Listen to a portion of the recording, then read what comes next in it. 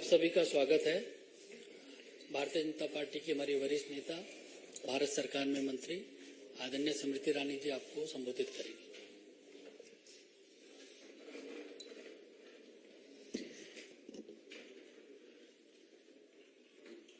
It seems the month of June inspires the Congress Party to delve into its draconian past and in the present, where they have instruments of state. Such instruments are used to stifle democratic voices from political organizations that ideologically stand against the Congress Party. Leaders of the Bharatiya Janata Party and Karyakartas are in receipt of information with regards to an FIR filed against a position taken by the Bharatiya Janata Party with regards to Rahul Gandhi's US visit. The question that has been left unanswered by the Congress Party is this: is it true that Sri Gandhi met Sunita Vishwanath during his trip to the United States of America? Ladies and gentlemen of the press, you are aware that I myself had done a press conference with regards to George Soros's intentions to destabilize a democratic elected government in India. Question is, when it is known to every Indian what George Soros intends to do, why is Mr. Gandhi hobnobbing with those who are funded by George Soros? It is also evident that this is not the only Soros connection. Even in Mr. Gandhi's Bharat Jodo Yatra in Karnataka, the global vice president of the Open Society Foundation, funded by Mr. George Soros, was found accompanying Sri Gandhi. What is extremely distressing is the link with the Islamic Circle of North America. Those in the public domain who will research how the registration process for NRI interaction with Mr. Gandhi in New York ensued will find contact of a gentleman, Tazim Ansari. Mr. Ansari has an organizational link, it is believed, on the basis of publicly available records with the Jamaat-e-Islami. I attract your attention to a 116th Congress Resolution 160 in the House of Representatives on the 28th of February 2019. This resolution expressed concern about the threat posed to democracy by theocratic groups operating in South Asia. And a part of the resolution speaks about the affiliation between the Islamic Circle of North America and Jamaat-e-Islami. Irrespective of these documents available in public domain, the Congress has neither refuted a meeting between Mr. Gandhi and an individual funded, financially supported by George Soros, nor has the Congress party rejected the role of a certain Mr. Tazim Ansari, who has links with an organization that a US resolution in the House of Representatives openly declares is affiliated to Jamaat-e-Islami. It is expected that the Congress party, given its draconian past, will leverage any instrument available to it to stifle those who voice an opinion against the Gandhi family. I have with me another article in hand. I will deliberately not name the publication or the reporter so that their safety is not endangered by the Congress party. But I will quote from this article which is available in the public domain.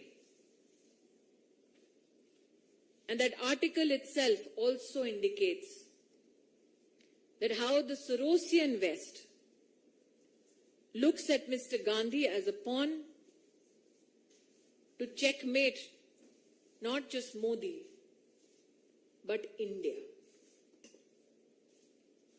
To file an FIR because the truth was spoken just indicates that as far as the emergency goes in the Gandhi family, the apple has not fallen far from the tree. Media के मित्रों को आभार व्यक्त करती हूं कि आज Bharatiya Janata party का राहुल गांधी के यूएस विजिट के संदर्भ में प्रेस कॉन्फ्रेंस में आप सब पधारकर हमारी बात देश को पहुंचाना चाह रहे हैं। मेरे हाथ में वो तस्वीर है जिसमें एक ऐसी महिला विद्यमान है श्री गांधी के साथ जिनका नाम सुनीता विश्वनाथ है। ये तस्वीर अमेरिका में राहुल गांधी की उनकी मुलाकात की है। जॉर्ज सोरोस द्वारा फंडेड, सपोर्टेड फाइनेंशियली इस महिला से क्या गुफ्तगू कर रहे थे श्री गांधी, इसका खुलासा केवल श्री गांधी कर सकते हैं। लेकिन प्रश्न ये उठता है, भारतीय जनता पार्टी ने स्वयं इस विषय को पहले भी उठाया था कि किस प्रकार से जॉर्ज सोरोस हिंदुस्तान में लोकतांत्रिक तरीके से चुनी हुई सरकार को हटाना चाहते हैं। जब जॉर्ज सोरोस के इरादे हर हिंदुस्तानी को पता थे, तब भी ऐसी क्या मजबूरी थी कि श्री गांधी ने जॉर्ज सोरोस की एक सहयोगी समर्थक के साथ अमेरिका में जाकर मीटिंग की। पब्लिक डोमेन में, इंटरनेट पर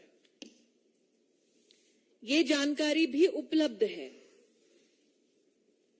कि श्री गांधी की 4 जून की न्यूयॉर्क की बैठक में रजिस्ट्रेशन के लिए एक व्यक्ति का नाम और नंबर दिया गया। उस व्यक्ति के, श्री अंसारी, उनके संबंध पाए गए Islamic circle of North America से। Islamic circle of North America के बारे में 28 फरवरी 2019 में यूएस कांग्रेस में, हाउस ऑफ रिप्रेजेंटेटिव्स में एक रेजोल्यूशन के बारे में कहा गया कि इसका संपर्क और संबंध जमाते इस्लामी के साथ है। ऐसा क्यों है कि पब्लिक डोमेन में जिनका संबंध और संपर्क जमाते इस्लामी के साथ है, उनका सहारा लेने की कांग्रेस पार्टी को नौबत आ पड़ी। जॉर्ज सोरोस का और उनके द्वारा फंडेड संगठनों का राहुल गांधी से ताल्लुक नया नहीं पुराना है।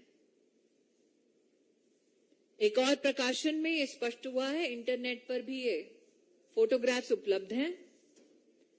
सलील शेट्टी नाम के एक सज्जन ने, जो ग्लोबल उपाध्यक्ष हैं ओपन सोसाइटी के, जॉर्ज सोरोस के संस्थान है, उनके साथ राहुल गांधी ने भारत जोड़ो यात्रा की। तो जो जॉर्ज सोरोस डंके की चोट पे कह रहे हैं कि वो हिंदुस्तान की लोकतांत्रिक ढांचे का एक अभिन्न अंग, उसकी सरकार को गिराना चाहते हैं, ऐसे संगठन के साथ और उस संगठन से संबद्ध लोगों के साथ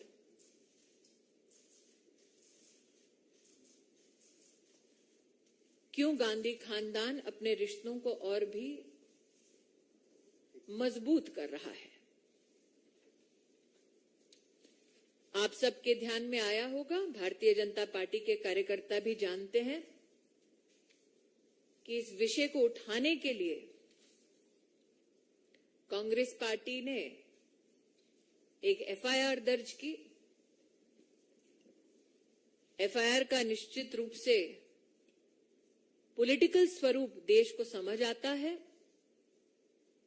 जून का महीना है, आपातकाल की याद निश्चित ताजा करते हुए गांधी खानदान ने पुनः देश को यह प्रमाण दिया है कि चाहे राज्य में उनके पास सत्ता आ जाए, वो सच को दबाने के लिए किस हद तक जा सकते हैं।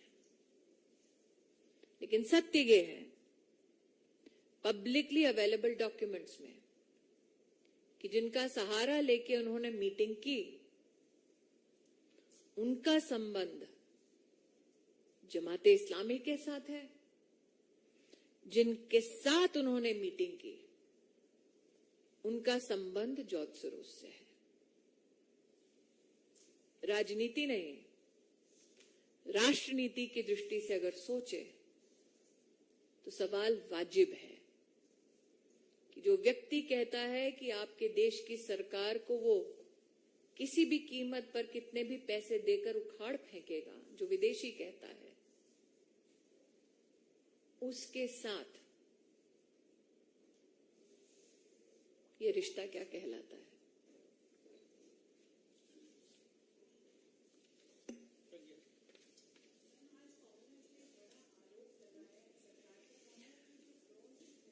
मैं दोबारा कह रही हूँ, आज की ये मेरी विषय से जुड़ा कोई अगर सवाल है तो मुझे बताएं, क्योंकि मैं दोबारा कह रही हूँ कि आपने आज तक किसी ऐसे गांधी खानदान के व्यक्ति को देखा जो जमाते इस्लामी द्वारा सपोर्टेड व्यक्तियों के माध्यम से अपनी मीटिंग करे?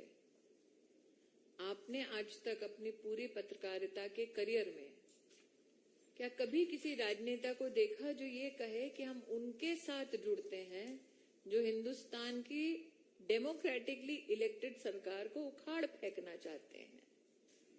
मैंने ये भी नहीं कहा प्रज्ञा, मेरे हाथ में एक और आर्टिकल है जिसमें एक पत्रकार ने ये कहा है। मैं जानबूझकर पत्रकार और पब्लिकेशन का नाम नहीं ले रही ताकि पत्रकार को कोई आंच ना आए, लेकिन ये सारा डिटेल पब्लिक डोमेन में उपलब्ध है।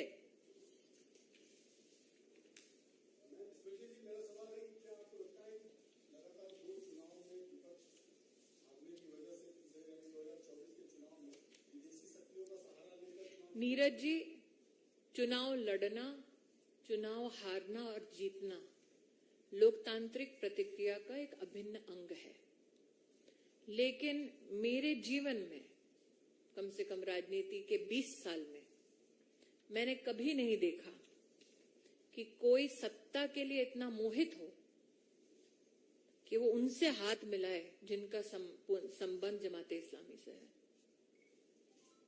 सत्ता के लिए इतना मोहित हो, इतना आकर्षित हो कि उनसे मुलाकात करे जो आपकी देश की व्यवस्थाओं को उखाड़ फेंकने का ऐलान करते हैं धड़ल्ले से। कोई भी राष्ट्रभक्त, और ये मैं इसलिए नहीं कह रही हूं क्योंकि मैं भाजपाई हूं, किसी भी हिंदुस्तानी से पूछ लीजिए, हम घर में अपने झगड़े सुलझा सकते हैं। बाहरी ताकतों से मिलकर क्या देश को संदेश देना चाह रहे थे?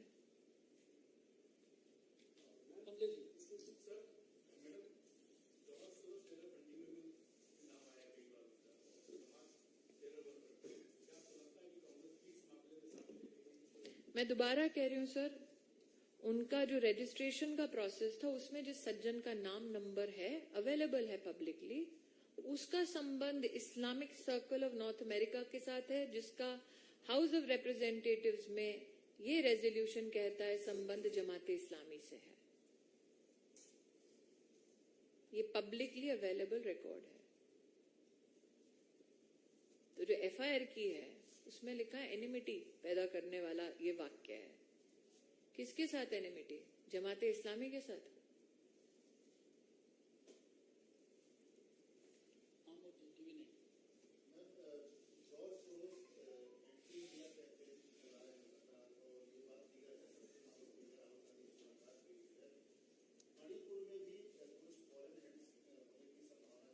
क्योंकि एक डेवलपिंग सिचुएशन है आमोद जी, सिक्योरिटी से संबंधित, इसलिए इस पे एमएचए टिप्पणी दे, यही रिस्पॉन्सिबल पोजीशन होगी। मैं वही कह रही हूँ, वो जानबूझकर जो भी कर रहे हैं, लेकिन मैं अपनी जिम्मेदारी को समझती हूँ।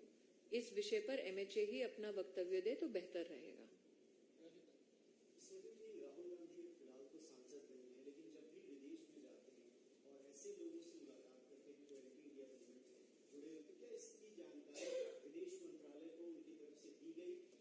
मैं विदेश मंत्रालय की ओर से भारतीय जनता पार्टी के केंद्रीय कार्यालय में कोई भी टिप्पणी नहीं करूंगी। ये विषय विदेश मंत्रालय से संबद्ध है, वही इसके ऊपर टिप्पणी कर सकते हैं। लेकिन मुझे लगता है इस विषय को थोड़ा विस्तार से देखने की भी जरूरत है।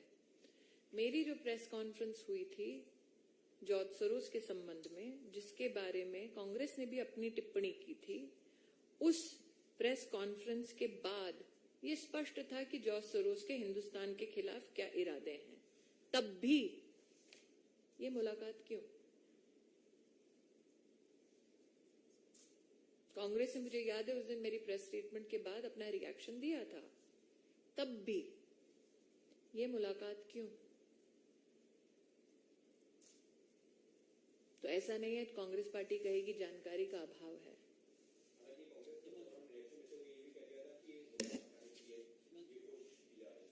मिले वो और कहें कि मुद्दा न बने। आप पत्रकार हैं, कि आपके लिए स्वाभाविक प्रश्न नहीं है?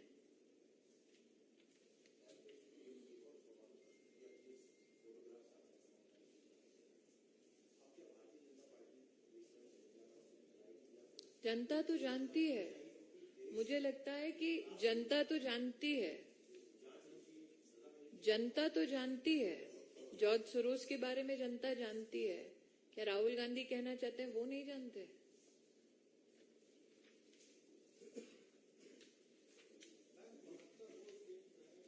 भाई साहब, इससे अगर कोई संबंधित प्रश्न हो तो बताएं। Thank you.